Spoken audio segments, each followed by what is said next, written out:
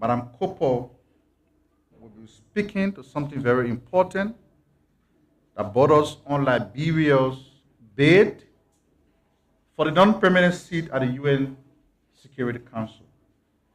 Now, I have to say that the campaign for that bid has since been launched by the government of Liberia. It was launched internationally, it was launched locally, but of course, it entails a lot of things to make it happen. We are going on opposed, but we need to obtain a required number of votes to get the seat. So some of you who've been following the dean of the president's cabinet, the foreign minister, she's been moving from country to country, making a case for Liberia to earn the support of member states of the United Nations to get the seat.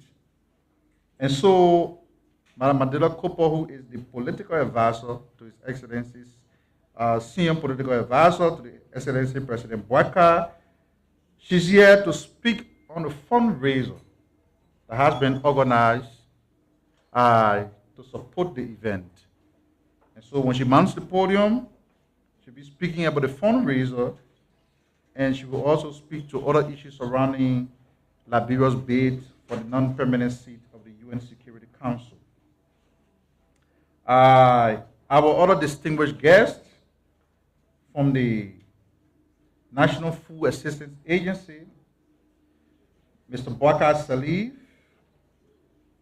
will speak on some of the initiatives that the agency has been involved with. Of course, the National Food Assistance Agency, not a lot is known about it. And like other entities in government, that were not very proactive, not much was known about them, his entity, the National Food Assistance Agency, is trying to revive it. So they are here to speak to some of the initiatives that they have embarked upon. He will go in detail. He's accompanied, of course, by a team of senior managers from the entity. When he mounts the podium, he will do the proper introduction that is needed.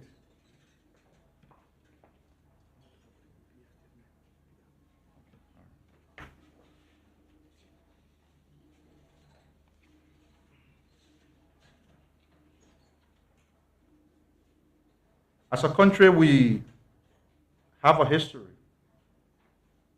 history that points to our deadly past,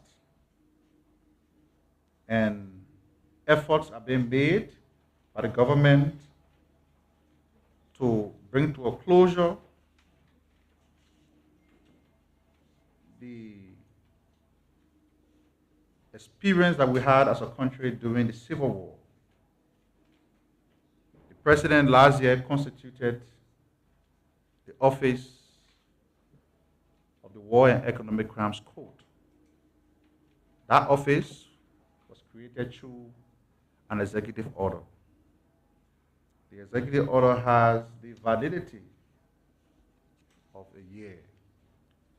And so the president, in his wisdom, has officially renewed Executive Order number 131, now Executive Order number 148. And this Executive Order basically reaffirms the Borkai's administration commitment to the establishment of War and Economic Crimes Court for Liberia.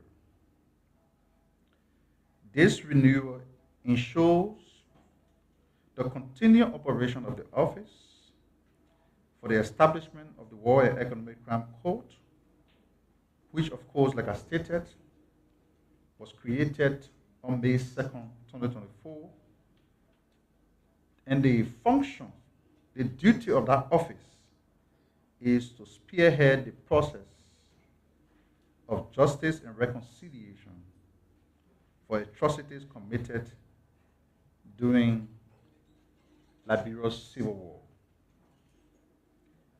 Of course, the renewal comes in the wake of calls from local and international human rights organizations urging the government of Liberia to maintain the momentum in addressing the legacy of impunity.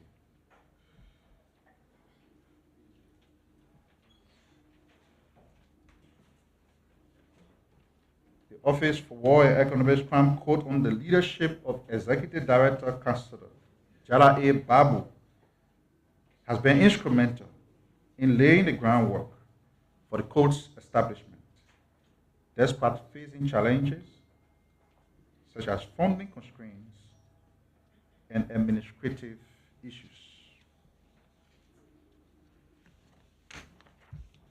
The renewed executive order reinforces the establishment of the Office for War and Economic Crime Court with responsibility to include conducting comprehensive research and consultation to design model for special war crimes court that aligns with international standards, drafting legislation for the establishment of a national anti-corruption court to address corruption cases linked to the Civil War and subsequent periods, engage with international partners to secure funding and technical assistance necessary for the court's establishment and operations, recommending the scope, jurisdiction, and operational framework of the proposed court. The President's decision to renew Executive Order Number 131, now Executive Order Number 1448, underscores his administration's dedication to upholding the rule of law and addressing past injustices, thereby ending the culture of impunity in Liberia. The government acknowledges the importance of transparency and adequate sourcing and international collaboration in successfully establishing the War and Economic Crimes Court for Liberia. Following the release of the executive order, one of our very important international partners with long historical ties with our country, the U.S., the United States of America, they issue a statement. What did they say? That the U.S. Embassy supports President Boakai's decision to renew the mandate of the Office of the War and Economic Crimes Court. The office can now continue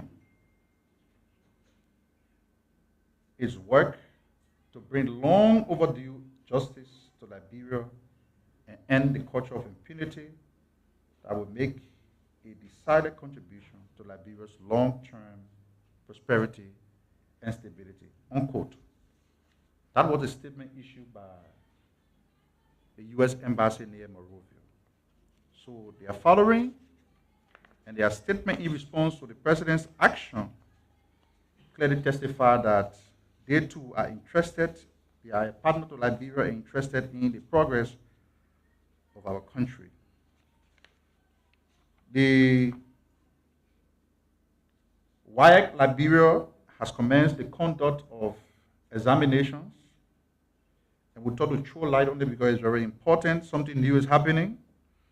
The National Office of the West African Examination Council, WIAC, on Monday, April 28, 2025, commenced the conduct of 8 school candidates examination in Liberia. The exercise began with the conduct of the junior high school certificate examination on Monday and Tuesday, that is April 28th and 29th. 53,562 ninth graders from junior high schools across the country are expected to write the exam at 396 centers, while 47,008 sixth graders from primary schools across the country will write the primary school certificate examination at 397 centers on Wednesdays and Thursdays, April 30th and May 1st, respectively. The Liberia National Assessment Test will be administered to 35,002 third graders across the country on Friday, May 2nd. That test will be administered on the various campuses. The conduct of the West African Senior Certificate Examination will be administered to 53,140 12th graders across the country at 377 centers from Thursday, May 15, 2025 to Tuesday, June 10, 2025. The head of the National Office of WIAC Liberia, Mr. Boto, has called on candidates and school authorities to ensure to avoid acts of examination malpractices during and after the conduct of these exams.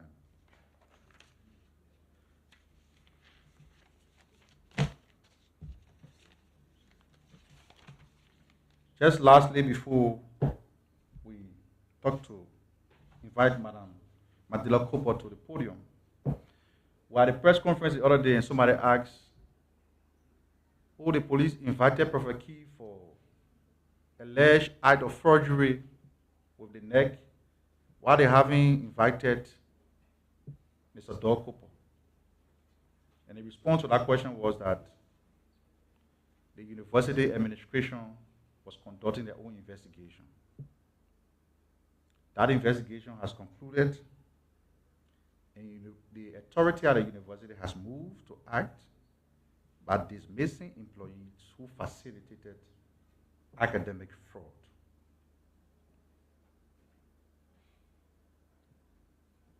So the University of Liberia has now named those dismissed in relation to Mr. Dorkopo's fake graduation situation. They include Mr. Arthur B. Sharp, Chairman, Public Administration Department, Mr. Choson Louis, Instructor and Cleaning Officer, Department of Public Administration, Mr. Gofa K. Swa, Coordinator and Teaching Assistant, Dean's Representative on the Clearing Team,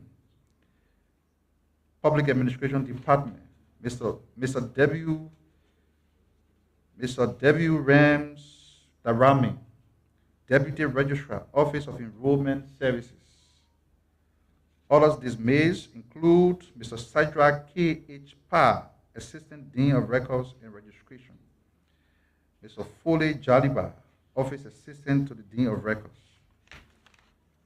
Mr. Jeniton Kanga, Support Specialist, Office of Information Technology.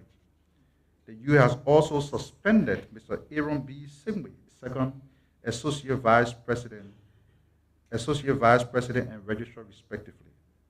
The university has reinstated, meanwhile, Ms. Nancy Kwekwe, Data Entry Clerk, Business College, Mr. Augustine Zer Kakpi, Coordinator, Business College. The decision comes after a 4-month of investigation of acts related to several instances of alleged academic fraud and misconduct at the University of Liberia, including the case that has been referred to in the instance as Mr. Dorkopo as well in other cases. So the university has acted. Your doubt can now be clarified. That is why when these things happen, we have to give the authorities in charge the chance to do their work. So we commend the University of Liberia for taking such an action because we do believe there should be no room for fraudulent activities anywhere in academic institutions. That being said, I was in flight when our distinguished minister arrived. Let me recognize his presence. Honorable P.I., you are welcome. Now, I will now stand on existing protocol to invite to the podium the President's senior political advisor, Madam Macdella.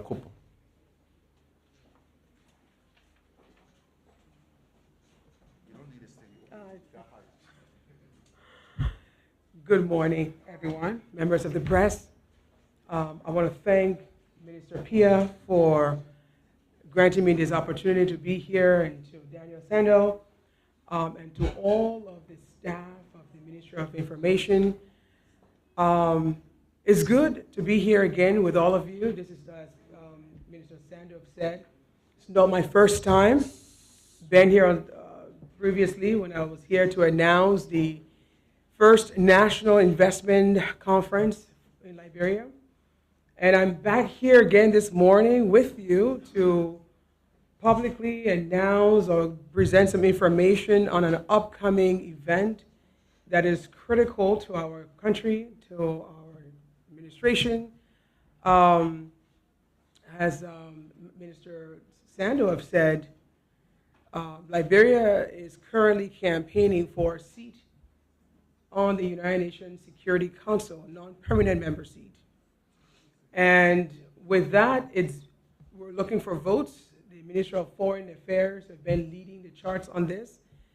They have been going around the world to solicit votes. Liberia needs about 125 votes to secure the seat. And having that seat would be a great privilege for Liberia. It would be a platform for Liberia to be on the international world stage. This makes Liberia a more desirable country for negotiation, because Liberia will be making decisions around critical global issues like peace and security, world's economy, and what happens at the United Nations. So this is a great, great opportunity for Liberia, and I know all of you also are in the know that Liberia was a signatory to the establishment of the United Nations. And since we have had a seat, but that seat was sort of a rotational seat, so it wasn't what we're looking for now. This will give us a better platform than previously. And you also know that Liberia represented the first female president of the General Assembly, which was Madam Angie Brooks. And so Liberia has played a critical role. Now, this is a Ministry of Foreign Affairs activity. You're wondering why Macdella Cooper, the president's political advisor, senior political advisor, will be involved with this. The campaign team, who have been doing a fantastic job under the leadership of Minister Sarah Beslow-Yanti, and with all of the former foreign ministers have been advisors on a committee, a steering committee advising this activity. I came on board to serve or to support the fundraising activities because, all of these things require funding, requires resources. The Ministry of Foreign Affairs have been doing a fantastic job going across the world, meeting with various head of states, asking and soliciting their support. And it is our duty here at home to make sure we support their effort. Because this is, again, I've always said, this is not a party thing. This is not an administration thing. This is a Liberia thing. When Liberia wins, we all win, no matter what party or institution or affiliation you are with. And this is why I came on board to support the fundraising effort. I was challenged to raise $1 million to support the effort, and also not just the campaign team movement across the world to solicit support or votes, but also at the end of May, there will be a closing campaign, I don't want to say campaign rally, but for the lack of better description, or as we say in the PR world, better descript, for the lack of better description, I would say a campaign finale event in New York, which is slated for May 28th. That's going to take place in New York. And then on June 2nd, will be their voting day. We need to secure 125 votes. We are very close. Liberia is very, very close to obtaining 125 votes, but we're not going to just stop at getting 125 votes and sit down and say, okay, everything is over. And then on election day, we realize, oh, that person didn't show up to vote, then we lose. We are going to go above 125 votes. And so raising these funds to support our campaign team, to support the campaign finale, and to make sure all of our votes are secured on June 2nd, we need to raise some money. And so we brought this to the public, to everyone who consider themselves a well-meaning Liberian. And whether you're a Liberian or not, whether you're outside in the diaspora or you're here at home, we're asking for your support. Many of the ministers, the cabinet members, friends of Liberia, the business community have contributed what they can to the event. The event is slated for this Saturday, May 3rd at 5 p.m. We'll be gathered at the Executive Pavilion. His Excellency, the President of the Great Republic called Liberia, will be present. He is the host of the evening. We look forward to having everyone there. We reached out to Madame Sirleaf. We reached out to former President Ware. We reached out to everyone. The invitations went out to everyone. And so we are not discriminating on who we're reaching out to. This is a Liberia thing. This is not a partisan thing. This is not an administration thing. This is a Liberian thing. So we're inviting everyone. And of course, the event on Saturday, the tickets are $500 per person. But because we understand everyone has a different economic status and everyone cannot afford the $500 per person, we have created discounted tickets called junior tickets. And we even have student tickets. The students call from LU and say, Madam Cooper, we want to be a part of this, but we cannot afford $500. Oma, we got it, $25, we won't pay out $25 for that party. I said, my children, you'll come. You'll come. So there will be a ton of students from various universities present in the room. And I told them to bring their student IDs. If you want those cheap tickets, you got to bring your student IDs. It's only for students, but I just told Minister Pia he's paying $500 for his ticket. And as a matter of fact, he's paying $5,000 for his ticket for his entire ministry. And so, yes, thank you. Thank you, Minister Pia. Thank you.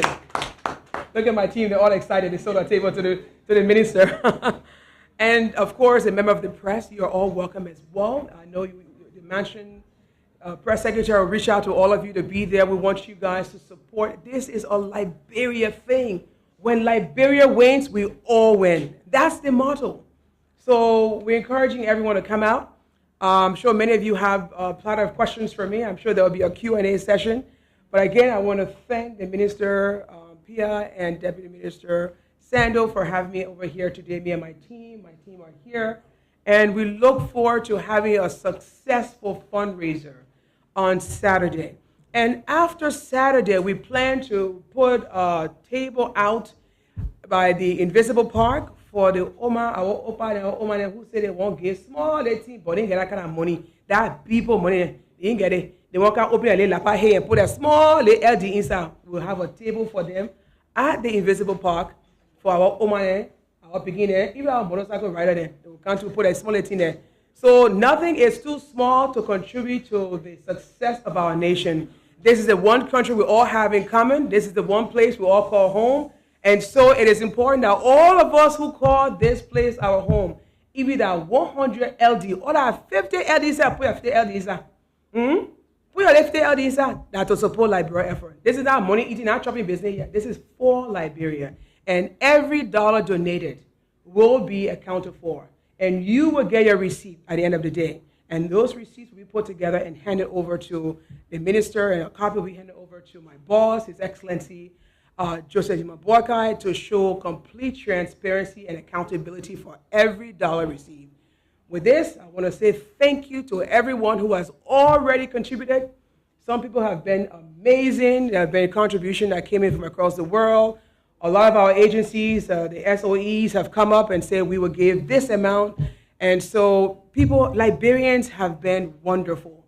Liberians have been incredible. Our business community have been so supportive. Liberians alike, as well as non-Liberians, have been really supportive. So thank you. God bless all of you, and God bless this great nation called Liberia.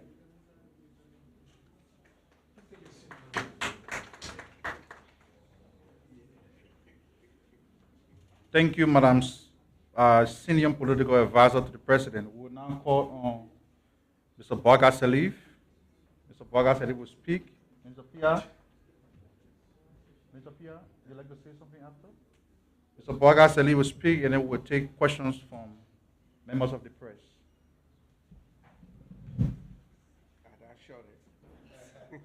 Yeah, I'm standing. Good afternoon, ladies and gentlemen. Good afternoon. Yeah, when I saw me? Yeah.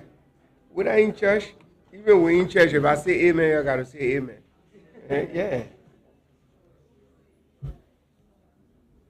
My name is Borkai A.M. Sirleaf, the Director General for the National Food Assistance Agency. I'm accompanied today by my Deputy for Administration, Mr. Bob Cato, and my Chief of Office Staff, Ms. Weddy Jones. Standing on the protocol established by Madam Cooper, let me get into this because hunger is something that we all face at one time or another. The thing about hunger is if you know that you will find food at the end of the day or at the end of the hour, it's okay. But we got people who go to bed hungry at night with no hope of even finding food the next day. So I'd like to stand here to tell you something about the National Food Assistance Agency. A lot of you don't know about it. It's not a new organization. The National Food Assistance Agency was brought into existence in the 1970s, actually 1970 itself, by President Tubman. He signed an executive order. Over the years, the National Food Assistance Agency worked with schools and other vulnerable institutions. There was a time when, during our crisis, the Civil War, that the activity of the National Food Assistance Agency was overtaken by SELF. There was an organization called SELF that was distributing food during the war. And then over a period of time, it became dormant. It was not until the COVID period that the government at the time under President George Weah recognized the fact of the National Food Assistance Agency, and he brought on Executive Order number 110. Last year, President Borkai nominated me as the Director General, Mr. Bob Cato, the Deputy for Administration, and Mr. Elton Dixon, the Deputy for Operations. We took over an organization where we were housed in the Ministry of Public Works in one room. Actually, there were two rooms, but the three senior officials sat in one room and used one desk, maybe table, not even desks, that were falling apart. And with our vision, we have transformed from the office of the Ministry of Public Works to a modern office building in Fiamma off Gibson Avenue.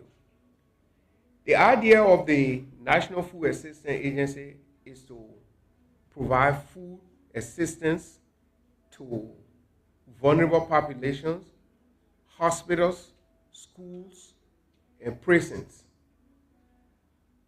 What we've done also is to partner with some farmers because we know that in order to be successful, the farmers have to be successful. You got to encourage them. The National Food Assistance Agency operates on two prongs. One is to feed, and the second one is to encourage farmers. Because farmers, if they produce and people don't buy, there's a tendency for them to lack production. But if they produce and it's bought, then you got the right to feed the other people.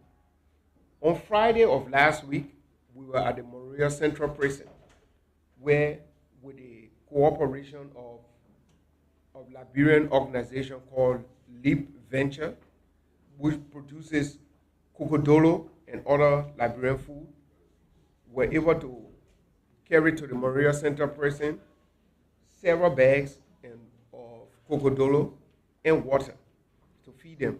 But all of last year, we have been reaching out to Liberians, individuals, and public corporations. They have been assisting us. We visited the Home for the Blind in Barnesville, the Muslim Home for the Disabled in Claratown, Biancota Christian Association of the Blind on the Robertsfield Highway, and other areas. The Antoinette Tubman Cheshire Home, to be exact, naming one of them. Somebody may ask and say, but this is only a Moria thing. Yes, it is a Moria thing, but it's better than that. Right now, we are working with GSA and the World Food Program to restore and rehabilitate the 5 warehouses that were used during the Ebola crisis. They are located in Lofa, Grangida, Maryland, Grand Bassa, and Bond counties. So with our work with the GSA, we'll have to rehabilitate those warehouses and then be prepared with food that's stationed there. We're also working along with the National Disaster Management Agency because they are the ones that go there when there's flood or fire. We are the ones who go there to sustain, and that's what we are working along with them. We're also working with the Ministry of Education. We are encouraging homegrown school feeding. Standing before you, I'm a proud recipient of school feeding. When I went to elementary school, and I can say this, I'm proud to say that I went to elementary school for 3 reasons. 1 was because of the food, 2 was to play with my friends, and 3 was the education. My education took over. But can you imagine sitting in class and don't know where your next meal is coming from? That's the kind of thing we need to do. Because if you want to get the attention of a student, let him know that he got his recess. Let him know that he had breakfast before coming. And I know a lot of students who go to school and don't have breakfast. They come from school and then they got to go hustle to get that evening food or the evening show, as they call it. So we are here today to talk about the National Food Assistance Agency. We're located in Fiamma, and we are open to everybody. Our mantra is that we are on the front line in the war on hunger, and that no member of the of any Liberian should go to bed hungry. One of the things that we're working on, which is a future venture, is a food stamp system where people will be given food stamps like in developed countries that they can go and purchase what they want. But to do that, we have to build our foundation, which is what we are working on.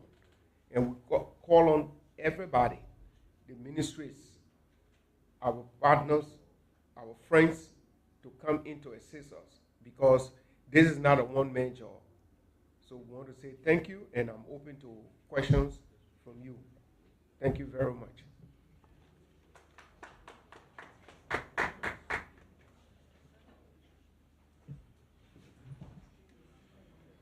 Thank you, Mr. Sirleaf. We will now open the floor for questions from the fourth estate. You will ask your question, the 2 speakers. Got a question for the Ministry of Information, please also direct your question to us. And we'll have the opportunity to respond to those questions. If you have questions, please come in the line.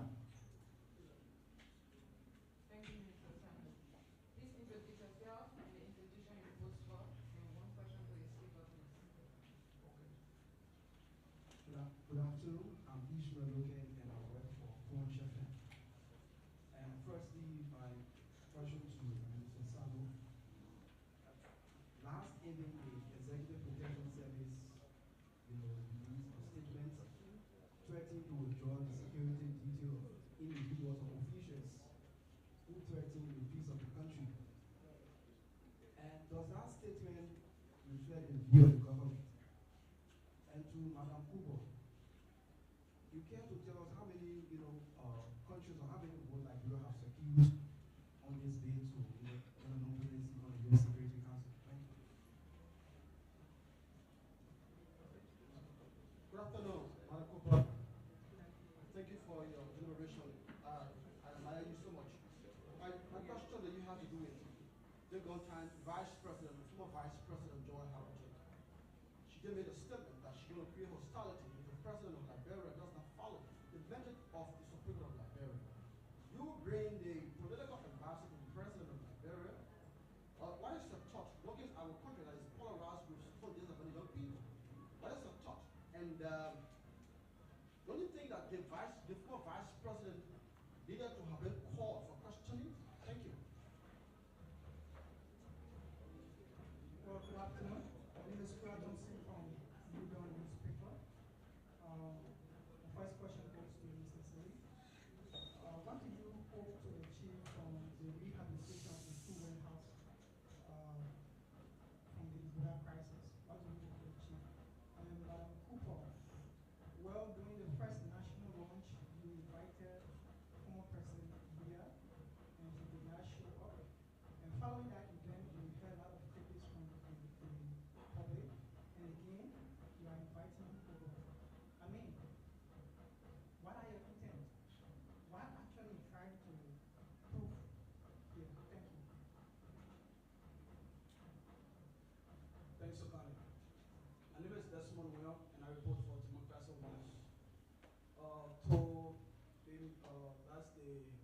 Medical Senior Advisor to the President, Madam Angela Cooper. Thanks very kindly to explain a whole lot about the non-permanency of our country. Specifically, where is the country in regards to the entire fundraising? Have you been able, as a master of this fundraising, have you been able to raise funds over time? And how much is the money have you raised? And to the theme from the other of the food sector, it is a privilege for me to meet you for the very first time.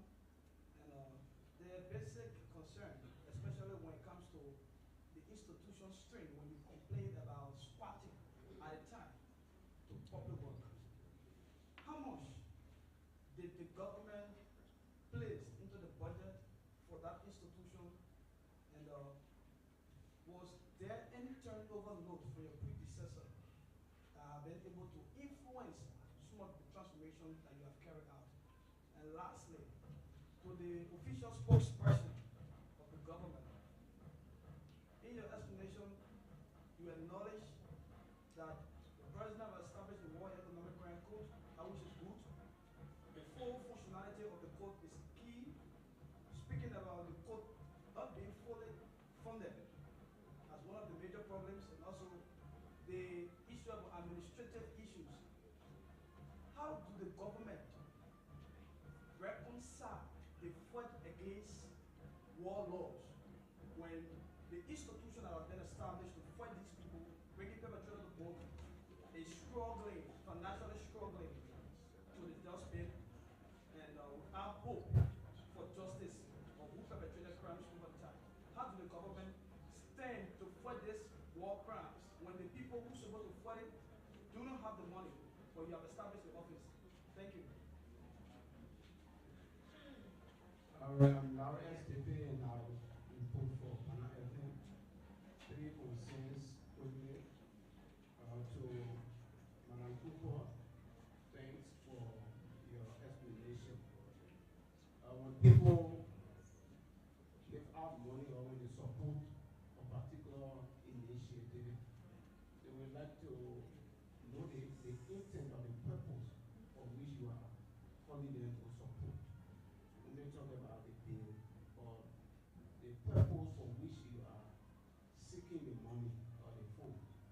And when you elaborate on that, to Mr. Sirleaf, I want to know, when do you give out food? They say when there is an emergency, or is it something that is you do normally? And then to Minister Sino, the University of Liberia was able to dismiss some employees as a result of giving out fake degree to our people. Now the individual talking about is in this government serving as Inspector General of the Comment Ministry. And the university already said that the degree he has is fake. Is your government thinking to maybe take action? Thank you. Okay, good afternoon, Madam Cooper. My name is Samdas Bahiman, representing from FM. My question here is, what is your anticipated budget for the fundraising that night? And what are other programs do we expect to be entertained that night? And I have one more point, is not a question, but to express my admiration for you. I love you so much. And thank you for all your work. I admire you so much, Madam. Thank you so much. I love you. Okay, I love you. Thank you. Those are all the questions. Madam Chair, Advisor? Yes,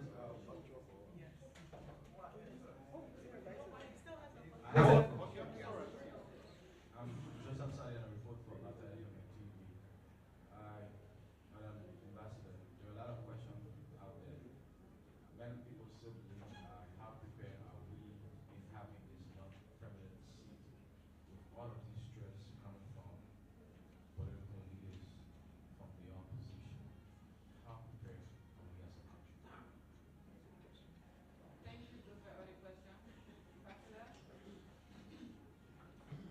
Very, very, very good questions. The Oma O, so she got to wear her glasses tomorrow, forgive me. Let me start with the gentleman that asked the last question regarding how prepared Liberia is to obtain this non-permanent seat at the United Nations Security Council. Liberia remains prepared. Liberia is very prepared, irrespective or irregards or all of the noise, unnecessary noise and the things that will go through. Look, this is all part of democracy. This is all part of a nation growing, nation building. We are going to have these distractions, but we have to know how to stay focused on the agenda to move this nation forward. Because 100 years from now, when our great-grandchildren or our future generations are looking back at Liberia, they're not going to look at a little small noise, the mosquito that flew in the ears, and all these little minor distractions. Our grandkids are going to be reading, or the next generation will be reading information about who were the heroes and the sheroes, who did what to help this country, not those idiots who are just making unnecessary noise. And so we're not looking at all of those distractions. We're focused, the Ministry of Foreign Affairs, under the leadership of Sarah Besso-Yenti, is very prepared to move Liberia into this non-permanent seat of the United Nations Security Council. And so we are all here to support her. The executive mansion supports her. The entire government supports her. The Liberian people supports her. And so we are prepared. And we are to the next question regarding where are we with regards to the number of votes we have obtained so far. The last count I heard was about 119. And again, we have a few more countries to go to solicit their vote and their support. And so with 119, and we have a month to go for the election, look, we're going to do this. It would just depend on Liberians who are just showing positive energy towards the effort. We got to remain positive. Again, nation building is not an easy thing. Every nation have gone through what we've gone through. And some of them have gone so far out towards development. We're not the first one. We're not going to be the last one. Again, but we have to stay focused. And that's one thing I like about my boss, my president. He is a very focused man. All of the mosquito can be near ear. You're not listening to mosquito noise. You're not listening to mosquito noise because mosquito, what you can do at the end of the day? Just give you malaria, you go kill the malaria. So His Excellency Joseph Nyuma Borkai is a very focused man. He's a very focused leader. Yes, of course, he's also very patient, and he will tolerate a lot of things because that's part of democracy. That's part of what his job requires. Be patient with those who don't understand peace, the need for security in your country, the need to speak positively so that investors can come and partner with us. You know, some people just feel if it's not my time, I'm going to make all the unnecessary noise so that investors don't come here. But who are they hurting? Is it just one side of Liberia they're hurting? They're hurting everyone at the end of the day. But again, this administration, I'm not here to speak on behalf of the administration. We have a spokesperson, but I will tell you, as a political advisor to the president, he is very serious about his administration. He is very serious about Liberia, and he's very serious about his work. So for those who believe they can cause problems in this country and get away with it, his patience eventually will run out, and they will have to suffer the consequences of what they're trying to do to this country. We have got to be positive. And to all of you in the media as well, it is your duty as statesmen and women, you are behind the cameras, to make sure you don't just filter any sort of information to the public. You got to make sure you promote this country. You having a camera in your hand is not just, oh, that person, look at her, she's half naked, or look at that person, they'll fall out the shimo. It's to promote your nation in the best light so that investors can come to this country, so that we can have the best coming here. We're promoting tourism. We're promoting investment. We're promoting Liberia as a place of the destination for pleasure. When I say pleasure, meaning fun. People looking for time off from their work, they can come to Liberia to celebrate, to hang out here with us and spend their money. So this is your responsibility as well. Not just to report bad stories all the time.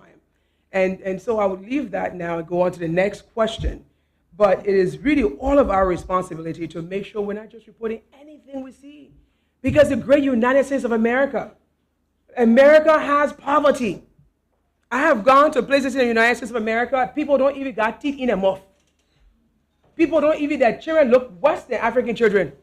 I have gone to places in America where people living in cars. I used to live in New York City for 20 years. There are people, homeless people on the streets of New York City today. But do you see America making that their media agenda? Never. So young people, I speak to you today just to say you have a role to play. Just as I do. When I go out there, I put the best Liberian face forward. I speak in my big English, I know. But when I go to my grandma's house, now small group I can lay down. So with that, all jokes aside, I just really want to appeal with all of you, our children in the media, to make sure you're not just reporting any old nonsense that becomes the story of your country. And so let me go to the next question. How much have you raised so far? I don't know yet. We'll do the numbers and come back to you and report. I'm looking forward to raising $1 million to the young lady's question. Our targeted goal is $1 million to support the campaign team. And someone else asked, what exactly would that money be used for besides Liberia's bid? That's the only reason why that money is going to be used.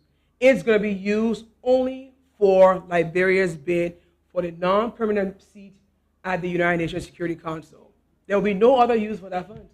So Minister Beslow is going to collect the funds through her ministry and do with it what is necessary pertaining to Liberia's bid for the non-permanent seat. What was the next question?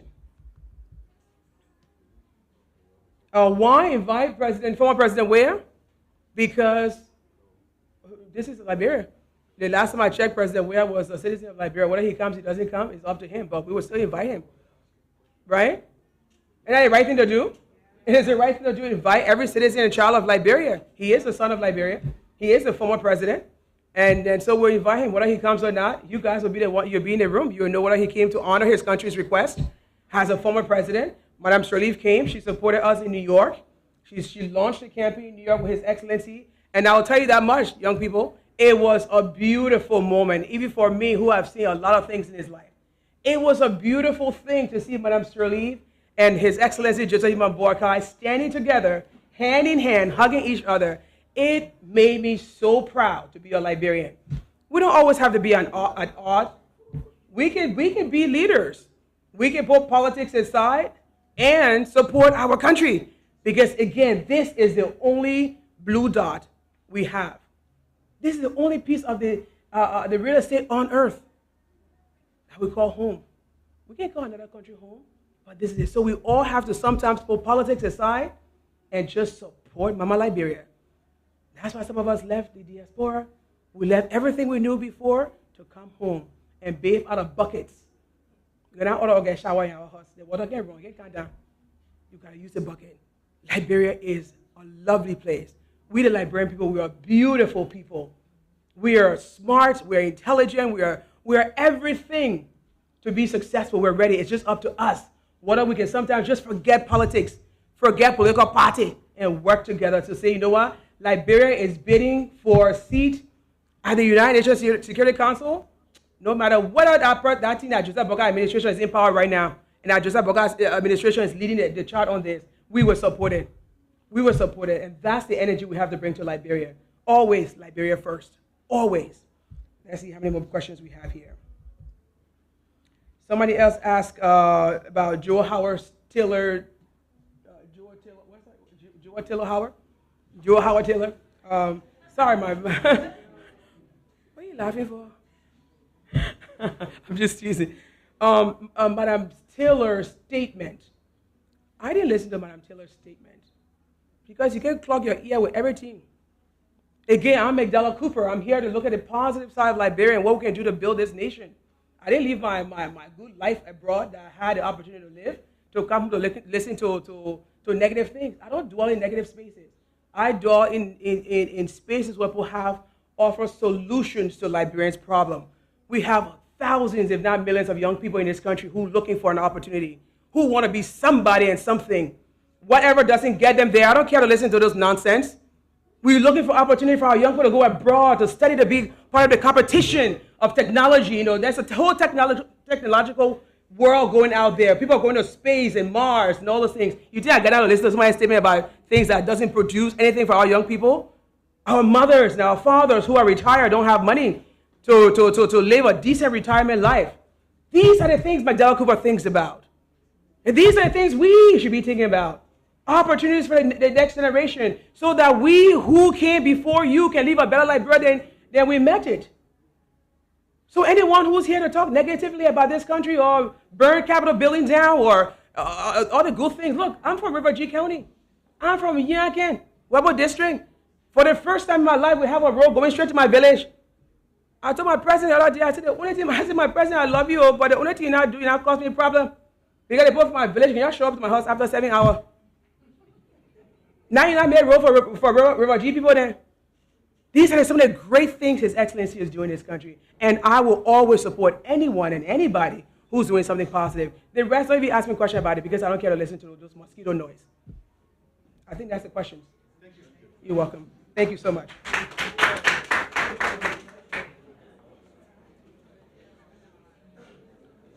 Thank you. Thank you.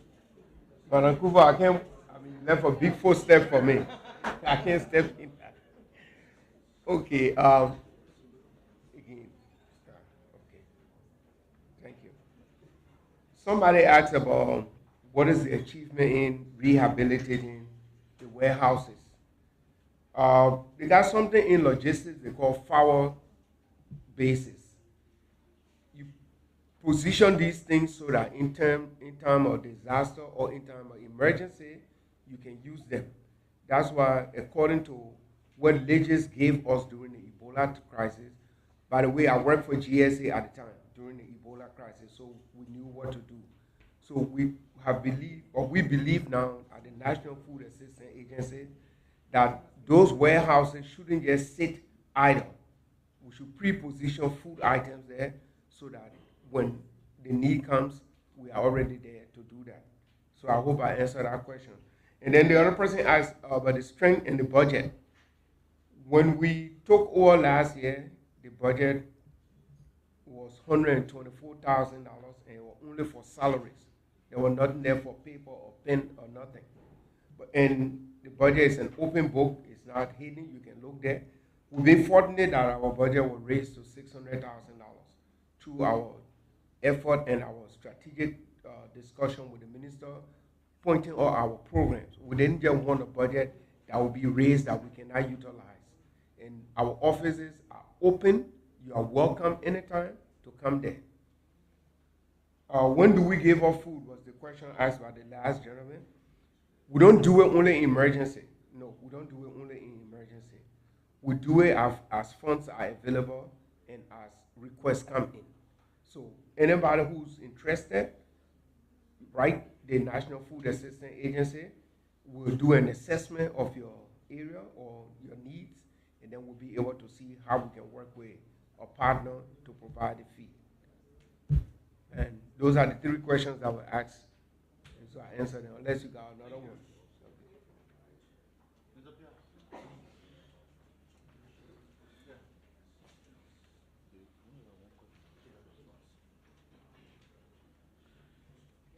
So the questions that were directed to Minister Sando, he will answer, but there's a particular question that was asked which I want to take care of. And that has to do with the statement from the EPS. Mr. Gay is the director of the EPS. He may see things from the perspective of his work and may want to say something about that. But whatever is done in one part of the government affects the government as a whole. Mr. Gay is currently not in the country. We believe it would not be a proper thing to say anything about what he said until we've spoken to him. So the government is looking at what he said, and eventually, as the spokesperson of the government, I will have to come back to you and say what will happen. But at the moment, just allow it to remain as it is. You will still see the EPS officers assigned to all those people they are assigned to. But as to whether they will be withdrawn if the DS was there, we'll have a conversation with him upon his return and sort of what the issues are. But we will not say what he said is debunked or disagreed with. No, we will not do that. until we have spoken to him as a government. And let me just add before I take my seat, you know a lot is taking place, as I've always said, all across the country. Somebody told you now that even streets are being paved in Kakata. Will you believe it? If somebody told you how much progress has been made on the road leading to Simple Bridge, Douala, where I lived, where I'm driving from every day, they will amaze you. We're not patching the road. And we're not keeping it narrow. We're expanding the portion that has been handled, go there and see. So one of the things we decided to do is this. On Wednesday of next week, we'll do a nighttime bus tour. We want you to see how the city looks in the night. We've seen a lot of jubilation as to how Red Lair looks, how GSA Road looks, how Dupo Road looks. The expansion of lighting across the city is ongoing. But you see, there is a talk that says, seeing is believing. Those who live in those communities are seeing so. But it is something for the entire country to see. So you press people assigned here at MICAT, we'll do a bus tour on Wednesday, in the night. And then on Friday, we'll do a daytime road tour. We'll visit all the ongoing road construction that are taking place, and we intend to also reach Kakata where the streets are being paved. If we had the energy and the time, we'll go see what is being done on the Medina to Rubber Sports Road that is also being paved. So much is taking place. Just so much. So if there are people who say they will cause chaos, I'm sure they've seen what the reaction is from the citizens themselves. Like I said to you at the last press conference, chaos will bring destruction. Lives will be lost. Properties will be destroyed. And it's not something that has been made up because we have a history. The last time chaos came to this country, 250,000 souls perished. We cannot forget that. But as I look across the room, yes, I see a few elderly persons, but many of you are so young, to the extent that I don't believe you experienced that chaos. And that's not something you should wish to, because just looking at your television, look in Gaza, and see what's happening there, look in Yemen, other places where we have crisis. See how women, children, the elderly are being murdered. Is there anyone among you who want that in Liberia? That's why you should stand against people who make those kinds of reckless threats.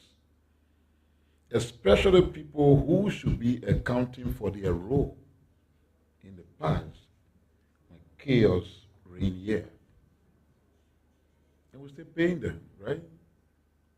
Because they managed to have served in different positions. Are we paying them every month for being vice president before? And additionally paying them for being senator before. And many of you can't even have food to feed your children and your families. But the people we pay, even though they've lived on government for the past 35 to 40 years, we're still paying them. They are threatening you with chaos. But like I said the other day, you have a government that is very cognizant of what our responsibilities are. And primarily amongst them is to protect lives and property. And we will do so at all costs, irrespective of who issues threat to our people in our country. Thank you. The understanding you have to ensure that the two events that have been announced, the nighttime bus tour on Wednesday and the daytime road tour on Friday of next week will take place. Thank you, Mr. Minister. So the minister responded to the first question brilliantly. Desmond asked, how does the government end the culture of impunity when the office established for the establishment of the War Crime Code is struggling, the first thing that is important to end impunity is a commitment and political will on the part of the government. That is being clearly exhibited. The Liberian Civil War ended how many years ago? Over 20 years. One president after the other politicized War Crime Code. The only leadership, the only president who saw the need to take that bold step was President Borkai. And in further commitment to that bold step, he has renewed the executive order, thereby giving the office headed by Executive Director, Councilor Chala Babu, the free hand to operate. So there may be challenges, resource constraint, but it doesn't in any way stop the establishment of the code. The code that the government wants to establish is not a code that will reflect criminal code C on Capitol Hill. No, or the Temple of Justice. It's a code that will operate under international laws. So what you need is the local commitment which has already been exhibited. So the president renewed the order. The first war power to issue statement was the U.S. Embassy. That shows that they are committed to helping us accomplish our goal. So there can be no doubt the commitment and support of the government headed by His Excellency President Boakai is available to the office for the establishment of the War Economic Crimes Code. Oh, is the government considering dismissing Mr. Dokupo? I don't want to put up any justification for him, but an act was committed at the University of Liberia. Actions are being taken. Actions have been taken. And the university has dealt with him. And those who were complicit in the act of fraudulently awarding him a degree, they have been dismissed from the University of Liberia. Whether the government of Liberia would dismiss him, I can't speak to that because it is an authority not vested with the Ministry of Information. So the University of Liberia has acted the same way we allow the university authority to investigate, and culpability was established in those who were found liable have been dealt with. If need be, when we get the information, we'll speak to it. As it stands, we can't say anything about whether the president is contemplating on dismissing him for those actions. That being said, let me, okay.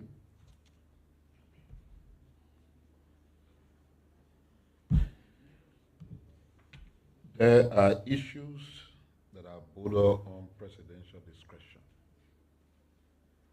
Who gets fired, who remains on the job, it's the prerogative of the president. And that president has a spokesperson. Whenever a determination is made about the situation you just asked, I'm sure the press secretary will make that known to the public. And let me just say also, Madam Cooper is the senior political advisor to the president, which means she works with the executive mansion. What she's doing is to complement our financial capacity as we bid for the Security Council seat, the non-permanent seat. She came here purposely to talk to you on what she's doing to raise funds. I could see that there were many overlapping and cross-cutting questions that you asked that should have been asked directly to the Ministry of Foreign Affairs. So if you didn't feel addressed in the responses she gave, you can clear those doubts with the Ministry of Foreign Affairs. Her role was to tell you what she's doing to help us raise money for our campaign for that seat. Sometimes we got to be sensitive to who the guests are, where they come from, and tailor our questions accordingly. Thank you. So the nighttime tour on next Wednesday will be coordinated by the Public Affairs Department. We'll communicate with the MICAT Press Association. Everything we do, we have to incorporate our reporters because they are the ones who are leading the charge in highlighting the work that we do. And I see a lot of people, members of the public, are very satisfied with the work being done here at the Ministry of Information. We'll do that on Wednesday, and then on Friday, the road tour will also be organized. Of course, you'll be a part of it. Transportation and everything will be made available so that you can take your cameras to where the projects are being undertaken so that the public can see beyond this podium what the government is doing to improve the infrastructure situation in this country. Thank you very much. We will pose for a photograph, and after that, we will leave the hall.